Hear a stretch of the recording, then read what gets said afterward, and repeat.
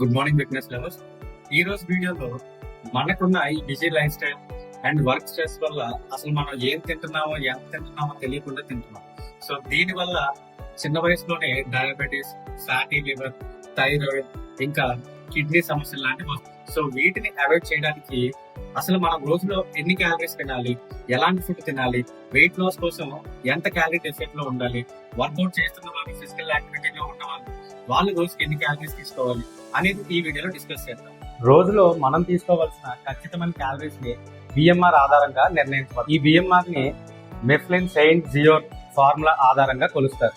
మనం చేసే వర్కౌట్ లేదా ఫిజికల్ యాక్టివిటీ ఆధారంగా మనం ఎన్ని క్యాలరీస్ తీసుకోవాలి అనే దాన్ని ఇప్పుడు తెలుసుకుందాం. ఎవరైతే వెయిట్ లాస్ కోసం ట్రై చేస్తున్నారో వాళ్ళ బిఎంఆర్ నుంచి 300 to 500 క్యాలరీ డెఫిసిట్ లో ఉండడం వల్ల ఈజీగా వెయిట్ లాస్ అవ్వచ్చు.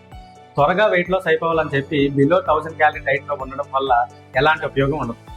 ఎందుకంటే men below 1500 calories, women below 1200 calorie diet లో ఉండడం వల్ల ఎలాంటి యూజ్ ఉండదు.